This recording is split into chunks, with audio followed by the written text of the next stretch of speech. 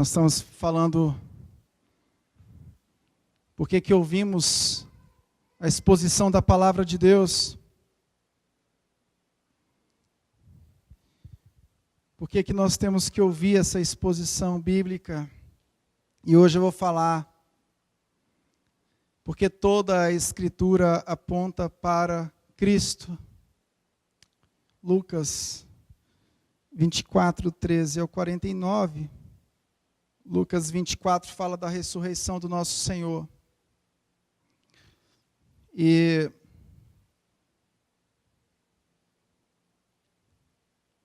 o versículo 50 da ascensão do Senhor. Do 36, ele, antes de ascender aos céus, ele aparece aos seus discípulos. E quando ele aparece aos seus discípulos, ele destaca o fato de que tudo aponta para ele. Tudo aponta para Cristo Jesus. E essa verdade para as nossas vidas é uma verdade que envolve a nossa crença, a nossa fé no Salvador. E essa fé, essa crença nesse Salvador que está revelado em toda a Escritura, tem implicações práticas para o nosso dia a dia. Que o Espírito Santo de Deus possa, pela palavra dEle, e somente pela palavra dEle, fazer com que o Evangelho de Jesus, revelado em toda a Escritura, faça com que eu e você deixemos de viver para nós mesmos e passamos a viver para a glória de Deus. Diz o versículo 44, quando Jesus aparece aos discípulos: são estas as palavras que eu lhes falei, estando ainda com vocês. Era necessário que se cumprisse tudo o que está escrito a respeito de mim na lei de Moisés, nos profetas, nos salmos. Então lhes abriu o entendimento para compreenderem as Escrituras e disse-lhes: assim está escrito que o Cristo tinha de sofrer e ressuscitar dentre os mortos no terceiro dia, e que em seu nome se pregasse arrependimento para a remissão de pecados a todas as nações, começando em Jerusalém. Vocês são testemunhas destas coisas. Eis que envio sobre vocês a promessa de meu Pai. Permaneçam, pois, na cidade, até que vocês sejam revestidos do poder que vem do alto.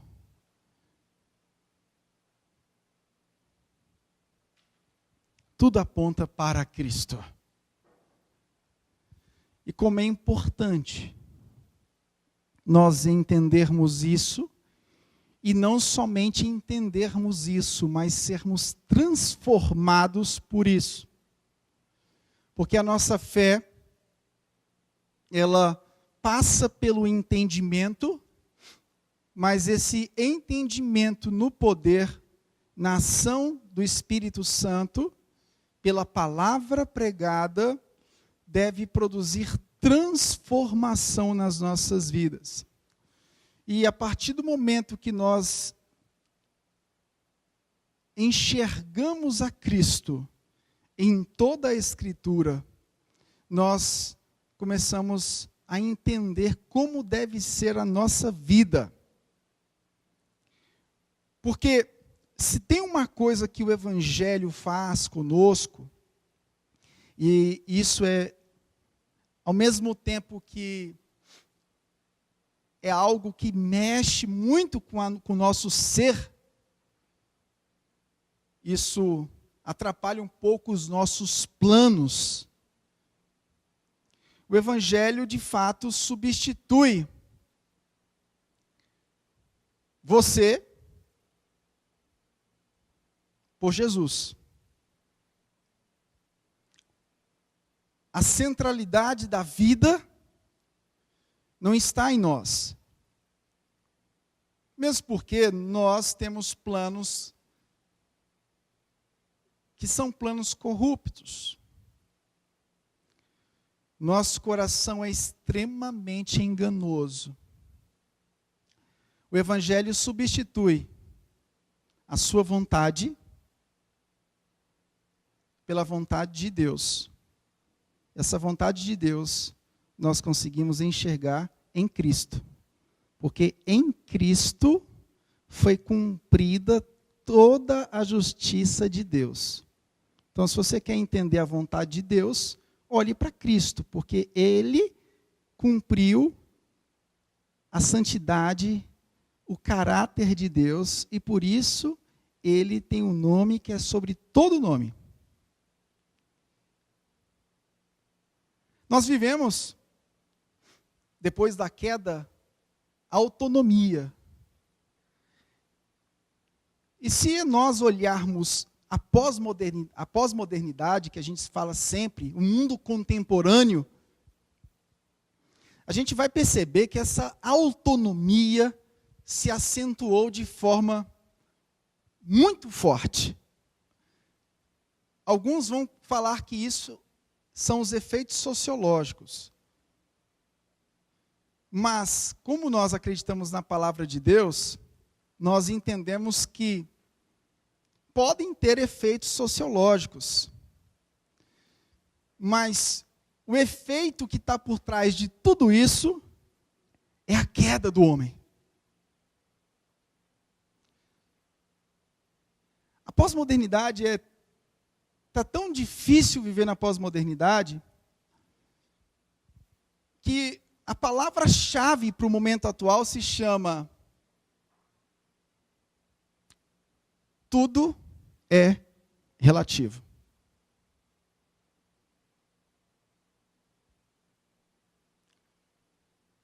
Até para você criar os seus filhos não está fácil. Eu tenho filhos e o tempo todo eu estou argumentando com eles na palavra. O tempo inteiro eles levantam questões do relativismo. Crianças fazem isso. Crianças sempre colocam a gente em xeque, querendo relativizar princípios. Só que a base dos evangelhos, a base comum dos 4 evangelhos se chama discipulado. E o discipulado, ele faz o seguinte comigo e com você. O discipulado, ele diz assim: Robertinho, não é você, mas quem vive. Mas é Cristo que deve viver em você. Isso para o mundo, em todas as épocas, em toda a história da humanidade, isso foi uma afronta muito grande. Pare para pensar, deixar de viver para si mesmo e viver segundo uma nova vida, um novo jeito, uma nova forma distinta de tudo que já passou por essa história. Então, nós temos uma rota de colisão entre a nossa autonomia e o discipulado. Diariamente, essa rota de colisão vai fazer parte da nossa caminhada. De fato, o personagem central não somos nós. É por isso que nós cantamos sobre ele. Não se iluda muito com o ser humano. Não se iluda muito com você. Não coloque muitas expectativas em você. Coloque a expectativa totalmente na graça do Senhor. Porque até a sua obediência, se não fosse pela graça, ela não seria possível. É por isso que nós temos que afirmar que o personagem central não somos nós, mas Cristo. Porque Deus só olha para mim e para você em virtude da perfeição do seu Filho. A gente acha que Deus vai olhar para nós em virtude da nossa bondade, da nossa perfeição, do coração bom. Não. Deus vai olhar para nós por conta da perfeição de Cristo. E diariamente nós vamos prosseguindo pela graça, e essa graça nos possibilita obedecer, e a cada dia nos tornarmos mais parecidos com aquele pelo qual, através do qual, Deus olha para nós. Ele é o personagem principal de todo o enredo bíblico. Jesus é o personagem principal de todo o enredo bíblico, porque somente Ele conseguiu nos redimir. Somente Ele conseguiu fazer o que ninguém consegue fazer, pelos seus próprios esforços. Ele é o nosso referencial, porque através dele nós temos acesso a Deus. A pós-modernidade coloca o homem como o referencial de si mesmo.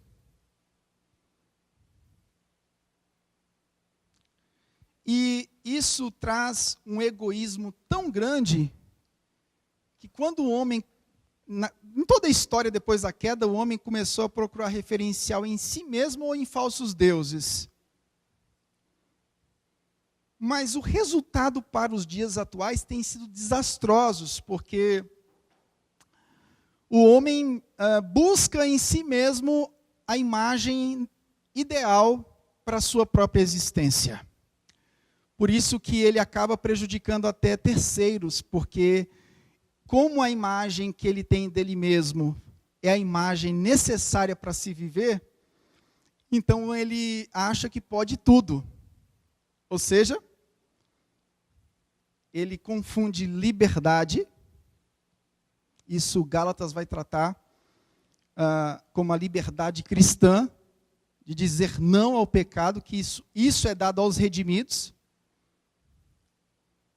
e transforma a sua vida numa verdadeira libertinagem. Em Romanos 1 vai ensinar para a gente o porquê que as pessoas ficam e se tornam dessa maneira. O homem se torna um referencial de si próprio e busca em tudo, em muitas coisas, algumas bases. A gente estava discutindo hoje aqui na EBD falando. Às vezes uma criança, um adolescente passa a vida inteira congregando, mas por falta de um ensino adequado,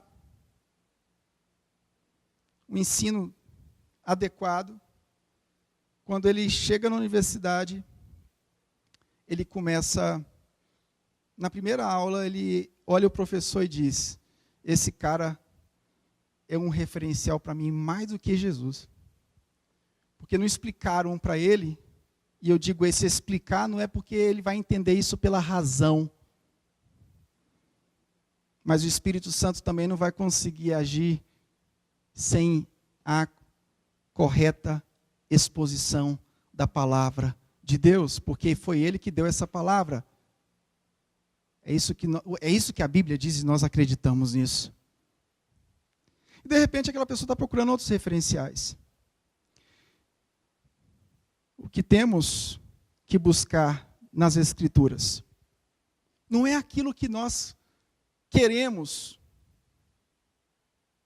Nós buscamos nas Escrituras não é aquilo que mais nos apraz.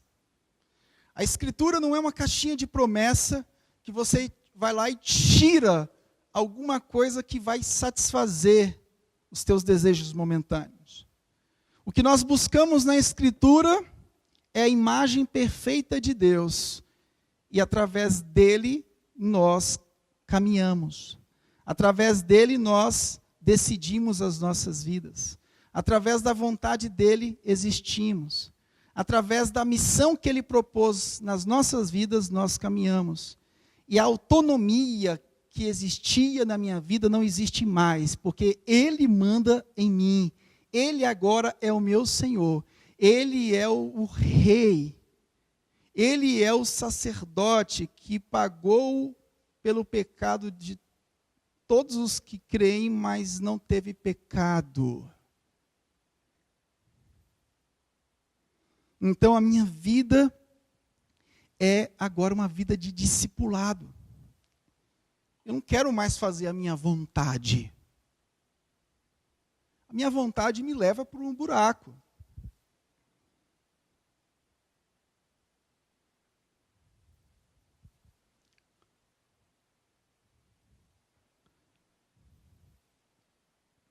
O livro de Lucas apresenta Cristo, a vida, a morte e ressurreição do nosso Senhor. E apresenta de forma bem exata, bem detalhada, para que tenhamos a certeza das verdades que nós temos sido instruídos. Diz o capítulo 1, versículo 4 de Lucas.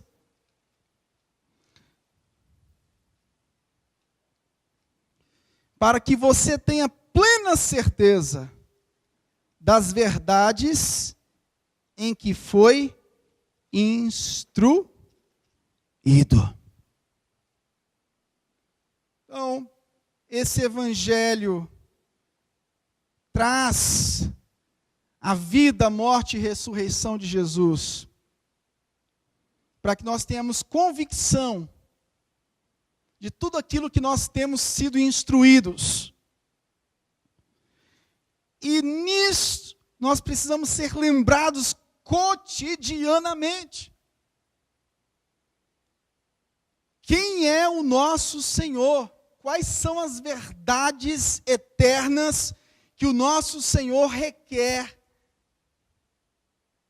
aplica, faz com que a gente enxergue e a gente se submeta a isso tudo. Você não vai ser feliz, e eu digo feliz, quando eu falo de felicidade, eu falo da felicidade do reino de Deus, que é o que diz lá o Evangelho de Mateus. Você não vai ser feliz segundo o reino de Deus, que é a verdadeira felicidade, enquanto você não entender isso. Enquanto esse reino não for perceptível na sua vida. Você vai procurar muitas imagens para se espelhar. Você vai procurar muitos caminhos para andar. Você vai procurar muitos óculos para colocar, para tentar enxergar melhor essa vida, e não vai conseguir. Somente com a verdade do Evangelho você vai conseguir enxergar aquilo que é necessário que você enxergue. Você tem uma bênção muito grande que foi conquistada pelo nosso Senhor na cruz. Hoje os meus 2 filhos discutindo, aí um pediu perdão para o outro, aí o outro falou, mas eu não tenho que te perdoar. Aí ele virou para mim e disse, perdão de Deus é uma coisa, meu perdão é outra. Eu logo lembrei de muito crente velho que tem esse mesmo ditado. Eu disse, meu filho, amanhã eu vou conversar contigo, nós vamos fazer um discipulado amanhã. Mas ele ficou me perturbando, eu tive que fazer o prelúdio do discipulado hoje mesmo. Eu falei, rapaz, Jesus Cristo pagou uma dívida que você e eu não conseguimos pagar, e você não quer perdoar essa dívida aí do seu irmão já te pediu perdão. E o irmão falou assim, e perdão é diferente de desculpa. E a mãe disse, é verdade. E ele repetiu 10 vezes, e perdão é diferente de desculpa. Eu disse, meu filho, perdoa o seu irmão. Lembre de Jesus. ele insistiu, mas Deus é uma coisa, nós somos outra. Eu falei assim, não. Nós somos de Cristo. E se nós somos de Cristo, nosso referencial não é o ódio que impera nesse mundo.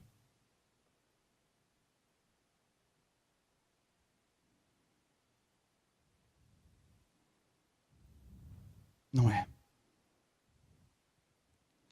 Nós temos aqui nesse texto, capítulo 24, os primeiros versículos falando da ressurreição do nosso Senhor Jesus Cristo. Logo depois os discípulos, no caminho de Emaús,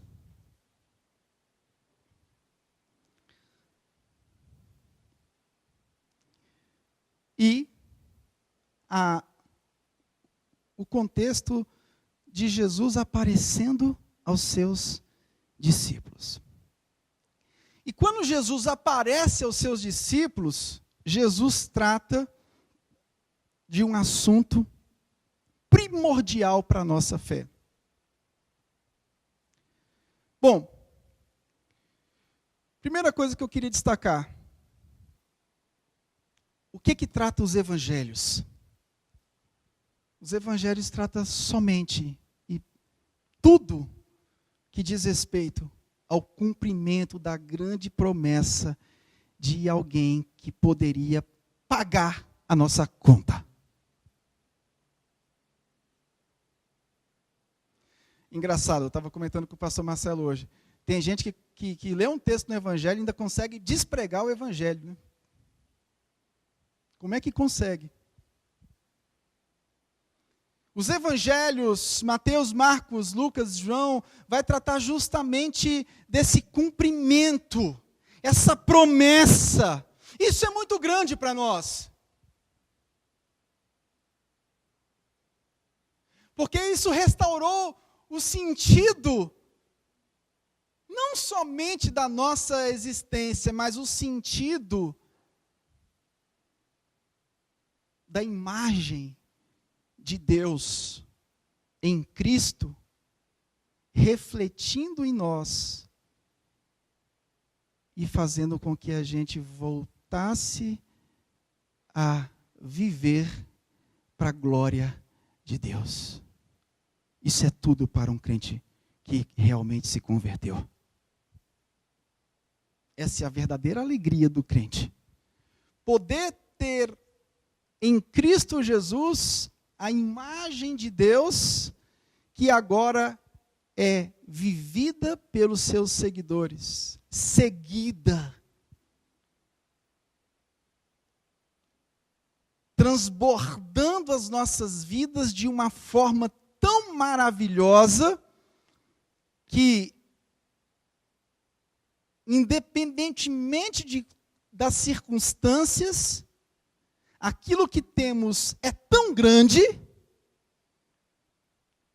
é tão maravilhoso, que é suficiente para as nossas vidas. Um novo tempo veio em Cristo Jesus. Os evangelhos nos ensinam isso. Crer que Jesus é o Cristo para a vida eterna. E não somente crer para a vida eterna, mas também viver pela fé na vida presente. Ou seja, se tornar discípulo. Os evangelhos vão trazer as duas dimensões do reino de Deus. O reino de Deus futuro, ou seja, nossa eternidade. Mas os evangelhos vão trazer a dimensão do reino de Deus presente. Discipulado.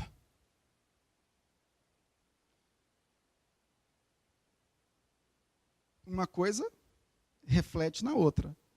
Se a realidade da vida eterna é algo que faz parte da minha conversão, a consequência é que no reino presente, enquanto ele não volta, a minha vida vai se espelhando nele, como discípulo.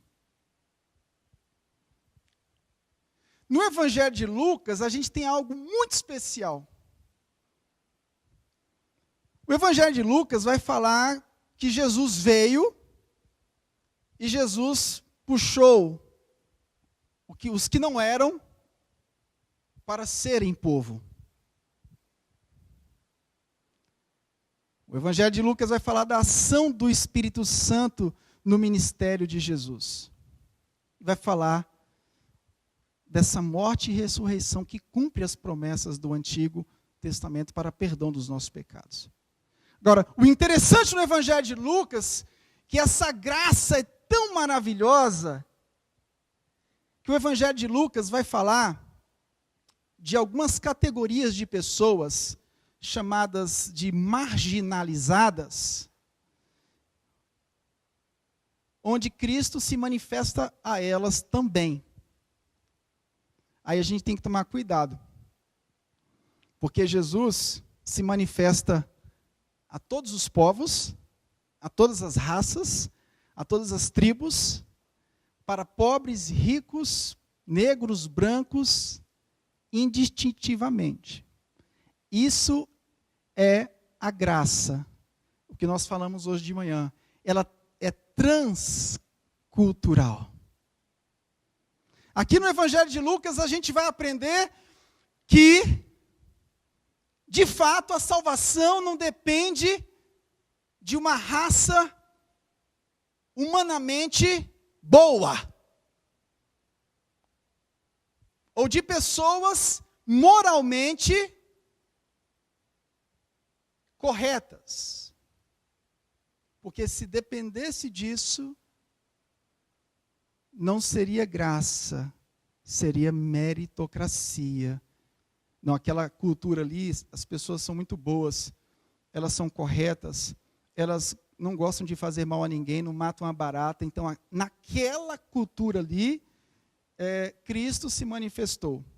Não, naquele outro povo ali, aquele povo de Nínive, o povo ruim dos infernos, aquele povo ruim ali, não. Ali Deus não se manifesta.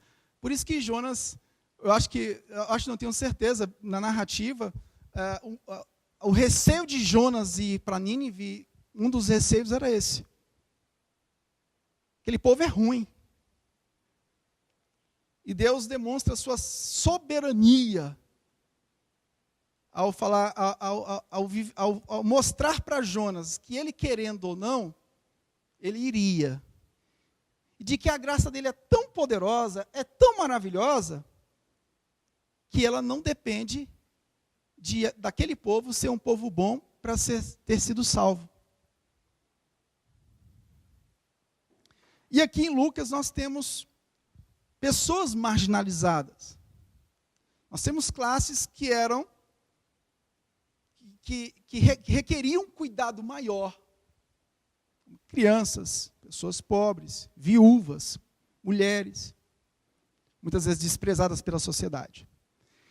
Isso não significa dizer que o Evangelho seja o Evangelho para as classes marginalizadas. O Evangelho é para todo o que nele crê. E isso não é dom, não é obra, não é por obra humana, é por dom de Deus.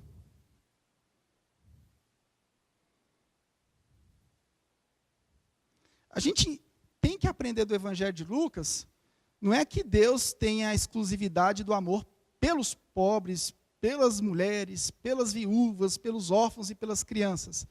A gente tem que entender, através de Lucas, que a graça do Senhor não depende da situação financeira. A graça do Senhor para alcançar alguém não depende da situação social. A graça do Senhor para alcançar alguém não depende da situação cultural, não depende da situação geográfica, não depende do pedigree que você tem. Se eu fosse depender de pedigree, eu estava lascado, porque depois do meu bisavô, não sei nem o que vem antes. É bonito, né? Aquela família que tem toda a árvore genealógica. Depois do meu bisavô, eu já vou logo para Jesus.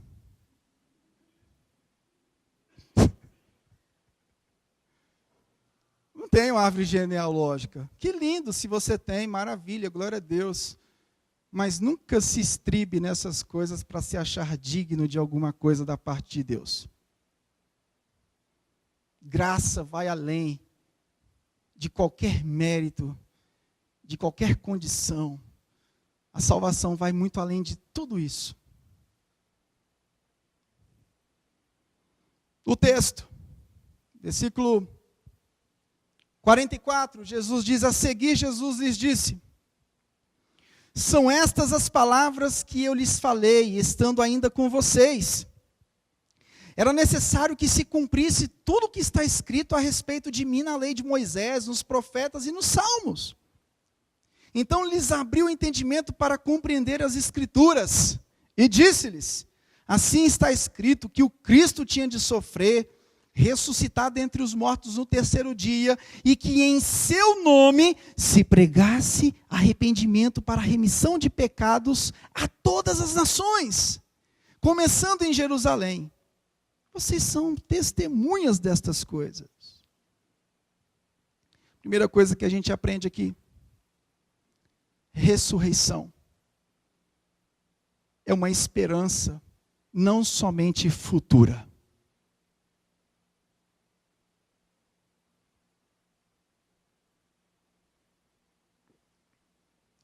Às vezes as pessoas me perguntam assim: pastor, será que esse evangelho que vocês pregam aí é só o futuro? Aí eu digo: você acha pouco? Porque o futuro no evangelho é tão esplendoroso que ele ilumina o presente. Você acha pouco quando nós pregamos o reino de Deus, a ressurreição, a volta de Cristo? O que é que você quer que eu pregue? Se você vier com outra palavra diferente do evangelho, eu vou ficar com o evangelho. E você vai ficar chupando o dedo. Eu vou ter que te desagradar. Porque a autonomia do ser humano é algo tão forte. Não perca o que eu estou falando, por favor. Ouça e incline os seus ouvidos para a palavra. A autonomia do ser humano é tão forte, mas é tão forte. E o crente muitas vezes é pego com essa autonomia, que ele começa a achar que essa promessa do futuro é muito pequena. Essa promessa do futuro, ela só se torna pequena quando o seu presente é dominado por aquilo que você quer, por aquilo que você acha, por aquilo que você pensa, por aquilo que as pessoas pensam. Mas a partir do momento que a minha vida é dominada por aquilo que a palavra, apontando para Cristo, diz, a partir do momento que minha vida é governada na centralidade daquele que é digno, o presente é iluminado pelo futuro de tal forma que você começa a entender que, de fato, você está aqui, mas não é daqui. Quando você entende que você está aqui, mas não é daqui, as coisas do presente deixam de te sufocar. O grande problema, às vezes, do crente, é que o presente começa a sufocá-lo de tal forma, porque as verdades eternas começam a ser dissolvidas na sua caminhada, e ele começa a procurar em outros lugares, em outras coisas, algo que ele não vai conseguir suprir. Eu te desafio. Dá uma volta para você ver o que vai dar. Eu posso te contar a história de várias pessoas que deram essa voltinha, só foram dar uma passeadazinha. A curiosidade mata, né? E o homem é curioso. E essa curiosidade vai fazer com que você dê uma voltinha para ver como é que está lá fora. Se você for salvo, você vai voltar. Mas eu fico com pena da forma como você vai voltar. Para que isso? Para que trocar a alegria do Senhor por uma alegria fantasiosa? Para que deixar sua família por conta de porcaria que depois você vai ver que foi ilusão? Para que viver uma autonomia se o Evangelho te dá tudo o que é necessário para você viver e viver bem? Para que trocar Cristo por outros deuses? Sendo que todos os outros deuses são falsos. Ou seja, eles não existem. Eles não existem no sentido de serem e cumprirem um ofício de Deus.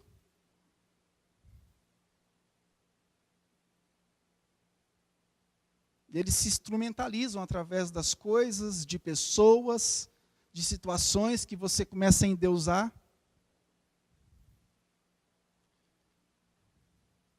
Segunda coisa que a gente aprende. Jesus expôs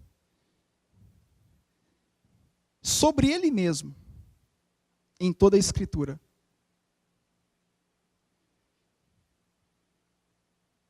São estas palavras que eu lhes falei, estando ainda com vocês. Era necessário que se cumprisse tudo o que está escrito a respeito de mim, na lei de Moisés, nos profetas e nos salmos.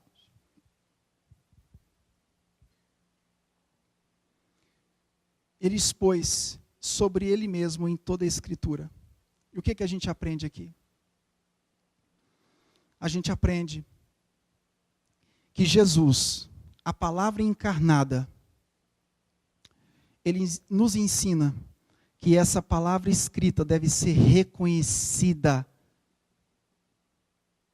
como verdade e vivida.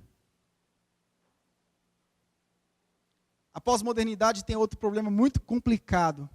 As pessoas têm muita dificuldade com a letra. Distorcem o versículo que fala que a letra mata e o espírito vivifica. As pessoas têm dificuldade com coisas objetivas. Você está vendo essa Bíblia, que contém 66 livros? Ela contém a palavra de Deus. Ela é a palavra de Deus. Ela não contém, ela é a palavra de Deus. Quem disse que ela contém é um cara chamado Calbart. Ela é a palavra de Deus. É porque uma pessoa estava discutindo comigo isso e ficou na minha cabeça. Ela é a palavra de Deus. E Jesus está dizendo para mim e para você que essas palavras aqui precisam ser consideradas, porque essas palavras falam dele. A pós-modernidade despreza muito a questão objetiva. A pós-modernidade quer viver um tipo de fé fantasiosa. A nossa fé não foi conquistada simplesmente pelo poder da razão. O Espírito Santo de Deus, através do ofício de Jesus, como sacerdote, como aquele que é infinitamente superior ao ofício sacerdotal do Antigo Testamento, porque nele não houve pecado.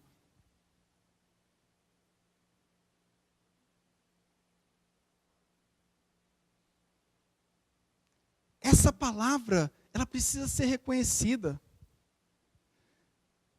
Reconheça a autoridade dessa palavra. As pessoas têm dificuldade de parar e ler e estudar, porque acham que vão perder a fé. A palavra não vai fazer com que você perca a fé.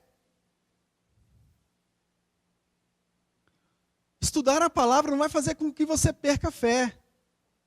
Vai fazer com que você seja mais santo.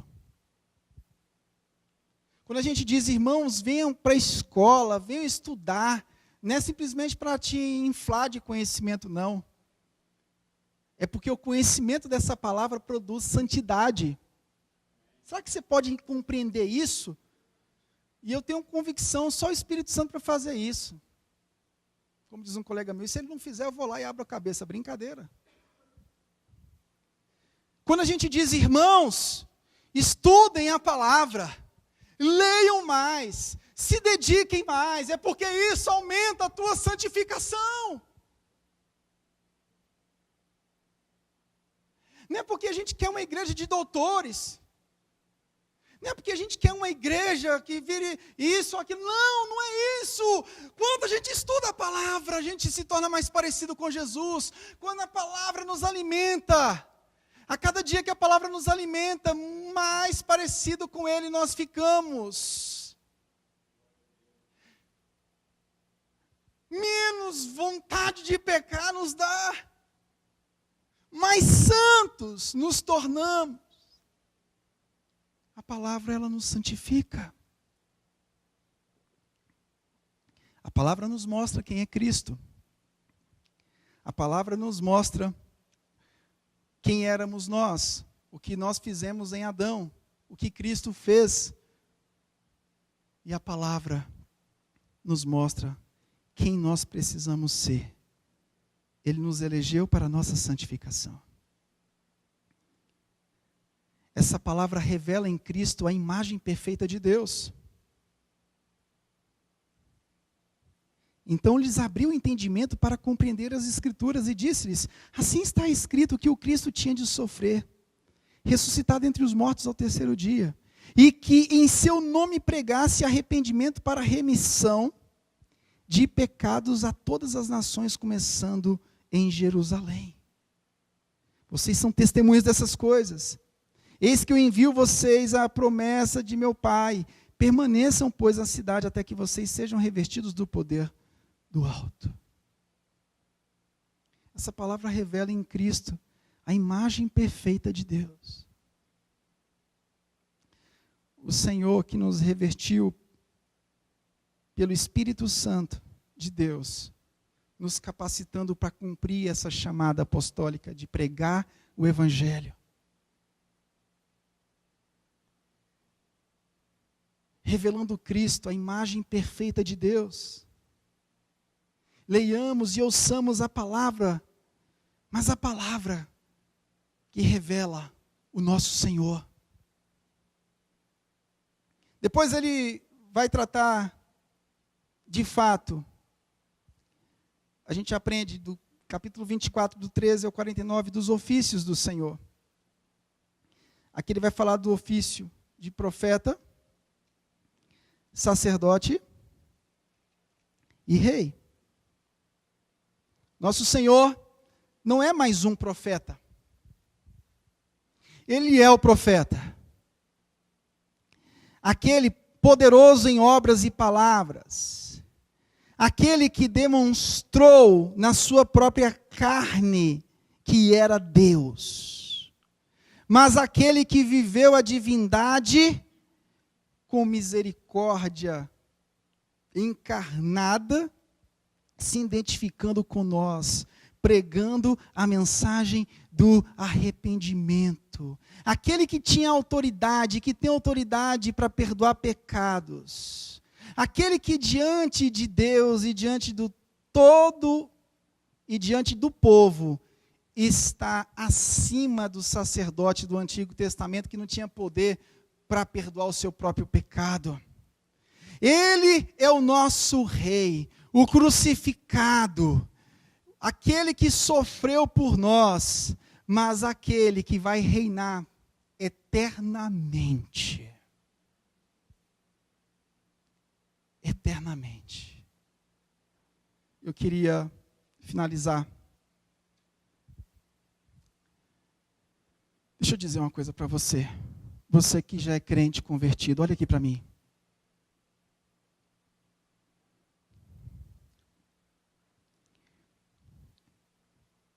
Toda a Escritura aponta para Cristo. Porque nele se cumpriu.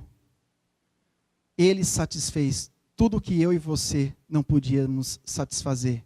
Nós não podíamos ser santos inteiramente, a ponto de Deus olhar para nós e nos justificar pela nossa própria justiça. Diante dessa justificação, o que resta para você e eu, como crentes? Resta viver Jesus como centro da nossa vida. Por que que Jesus tem que ser o centro da minha vida? Porque simplesmente Ele fez tudo o que você não conseguia fazer. Na sua carne, Ele expressou a imagem perfeita de Deus. Ele cumpriu tudo que eu e você não poderíamos cumprir. É somente por isso. Por que que Ele tem que ser o centro da minha vida? Isso, pastor, isso é muito autoritário. A pós-modernidade vai trabalhar essa palavra autoritário. Tudo é autoritarismo. Sabe qual é a consequência de você achar tudo autoritário? É de você dizer que essa Bíblia também é autoritária. É de você também dizer que Jesus é autoritário. Ele é o centro da sua vida. O seu referencial está em Cristo Jesus. Como é que tem sido a nossa jornada? A nossa leitura bíblica é para identificar alguma necessidade específica que eu preciso? Ou eu leio a Bíblia olhando para Jesus e vendo nele a imagem que eu preciso seguir? Eu não posso abrir a Bíblia e procurar na Bíblia a minha própria imagem e a minha semelhança. Eu não posso abrir a Bíblia para encontrar nela aquilo que me satisfaz, mas eu leio toda a palavra, e essa palavra toda aponta para Cristo, porque Cristo é a imagem perfeita que faz com que a gente chegue a Deus. É a imagem perfeita que Deus precisa, que Deus enviou para olhar para você e dizer: agora você pode seguir os meus mandamentos. Agora você tem liberdade para dizer não ao pecado. Agora você tem poder suficiente vindo da minha graça para dizer não ao pecado. Como é que está essa história aí, meu amigo? Como é que você tem ouvido as Escrituras Sagradas? Essa palavra de hoje foi boa, porque ela falou aquilo que eu preciso. Eu precisava ouvir isso. Você sabe que eu já cheguei à conclusão de que a única coisa que nós precisamos ouvir é que nós somos pecadores, desesperadamente carentes de viver e olhar para Cristo como a imagem perfeita de Deus e seguir os seus passos. Somente. Nisso você já encontrou a verdadeira alegria, a verdadeira felicidade. O resto é resto. Talvez você esteja me ouvindo e deve falar: isso é um absurdo. Talvez com 70 anos você vai prestar atenção nessa palavra. Você vai dizer: realmente, o que o Evangelho dizia era verdade. Eu resistia porque eu era muito arrogante. Eu era muito pretensioso. Mas o Evangelho vai te vencer. Oxalá que ele te vença hoje. O Evangelho vai te vencer. E na vida do crente é assim. Às vezes o crente, mesmo ele tem aquela natureza pecaminosa, e ele não está entendendo algumas coisas ainda, está fugindo do discipulado, está fugindo disso tudo. Mas uma hora o Evangelho te vence. Oxalá que não seja no momento que você se torne vencido diante de dores e de muitas lutas. Que o Evangelho nos vença de uma forma que nós não tenhamos que ser cabeções, bater a cabeça na parede. Que nós sejamos vencidos pelo Evangelho, não simplesmente diante de uma necessidade especial, mas porque nós reconhecemos que Ele é o nosso Senhor e Ele é o digno de adoração. Você que está aqui, que talvez esteja entrando pela primeira vez, não passou pelo batismo ainda, deixa eu te dizer uma coisa. Não importa o quão moralmente bom você seja, você nunca vai encontrar Deus com a sua moralidade. A sua moralidade diante de Deus é como um trapo de imundícia. Você só vai encontrar Deus através da bondade de Cristo. Se o que tiver se você foi evangelizado em algum momento e te disseram, vem para a igreja para você mudar de vida, e você disse, mas eu já sou um cara que cumpro todas as minhas tarefas, é porque você foi mal evangelizado. Talvez a pessoa que te evangelizou devia ter falado, olha, você precisa conhecer a Cristo para você não viver a ira de Deus.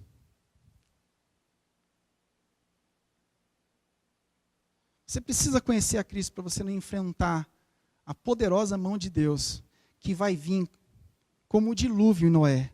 Quando as pessoas estiverem casando e dando-se em casamento, ele virá. Não mais como ovelha muda, mas como justo juiz, poderoso na batalha, e vai requerer tudo aquilo que foi pregado. Tudo aquilo que foi pregado vai ser requerido. Toda a Escritura aponta para ele, e isso está sendo pregado, está sendo falado. Nele nós temos a suficiência, pois ele é a imagem perfeita de Deus. Nele nós temos tudo. Meu amigo, o que você está procurando na palavra de Deus?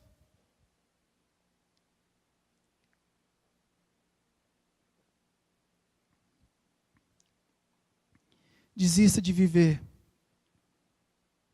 a sua própria vontade. Que o Espírito Santo de Deus abra o teu entendimento e te faça enxergar que você já tem tudo. Você crente, você já tem tudo. E você que talvez não seja, que o mesmo Espírito Santo de Deus, através da palavra, te faça enxergar que o Evangelho não é o que te falta, mas é tudo o que você não tem. É tudo que você não tem. É tudo. Feche os seus olhos.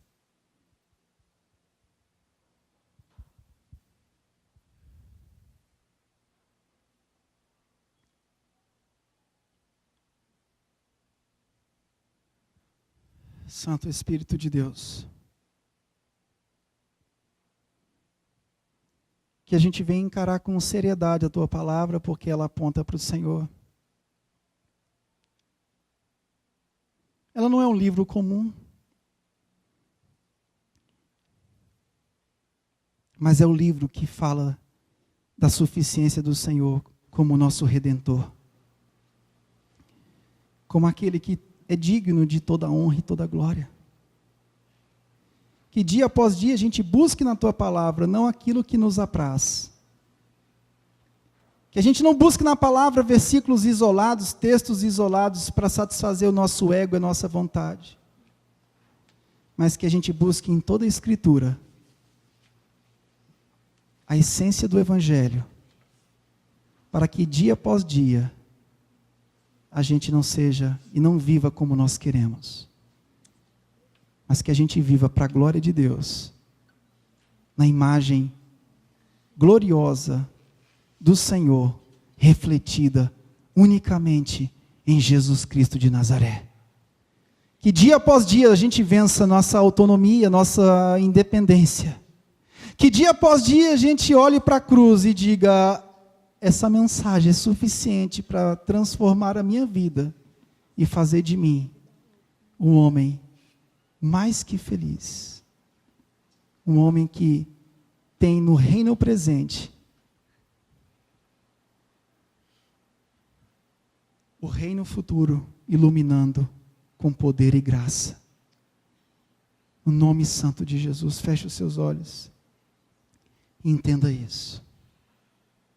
O reino futuro é tudo que você tem, porque é tudo que te ilumina agora. A esperança da ressurreição é tudo que você tem, porque é a maior luz que pode iluminar os teus caminhos nesse mundo de trevas atual, é somente essa luz que te leva para o reino futuro. Que isso seja suficiente na sua vida, na sua caminhada. No nome de Jesus. Amém.